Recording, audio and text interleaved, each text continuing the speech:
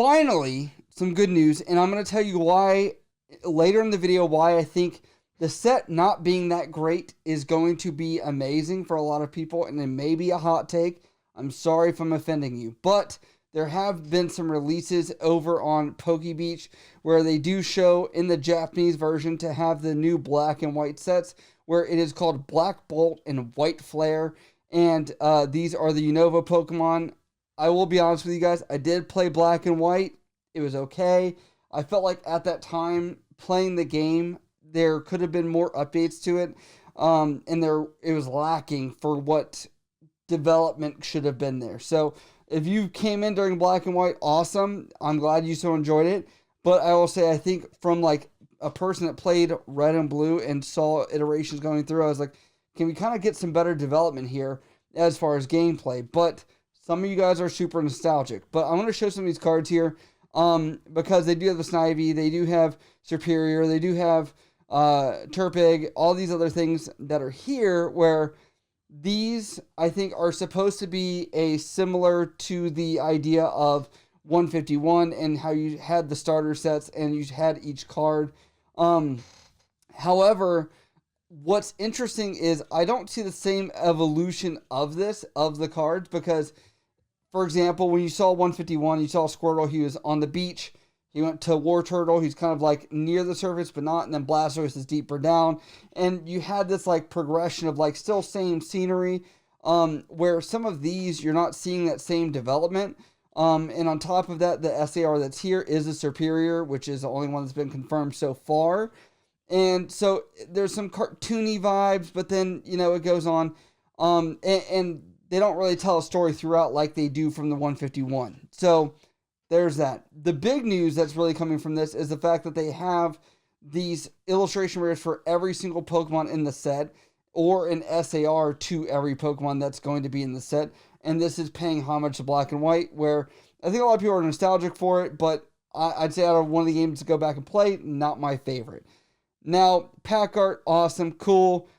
It looks awesome. Just going to put that out there. But when I observe this, I want to tell people we have to pay respects to like Pokemon and the hype. And I think sometimes people are misjudging hype.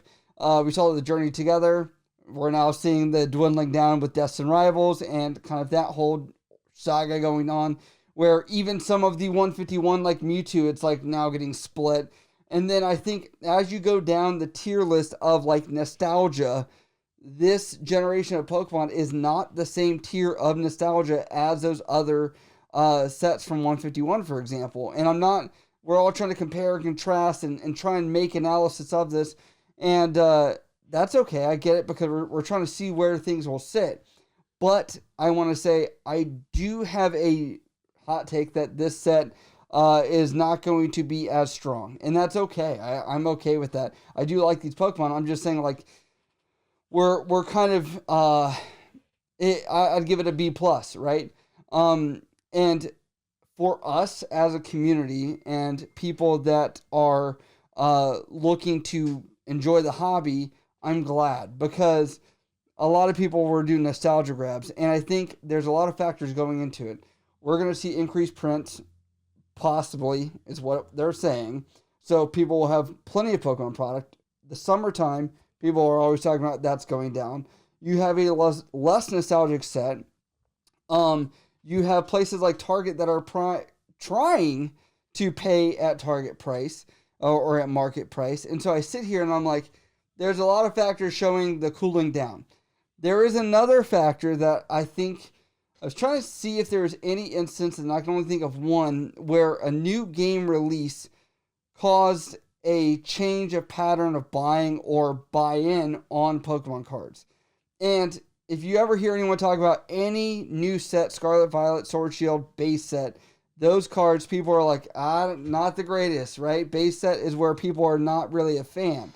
And because of that, I want to say we are about to get Pokemon AZ, and we're going to spin into that. So this could be the new Crown Zenith, as everyone's trying to, like, mirror Sword and Shield of hype here. It could be, but again, Crown Zenith is just now going up after how many years? So just looking at these cards alone, I think they're great. I think it's cool.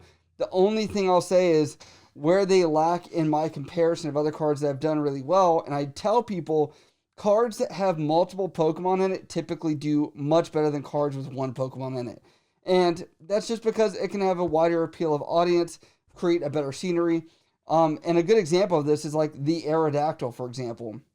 That full art card is essentially like blowing your brain away because there's a beach below him.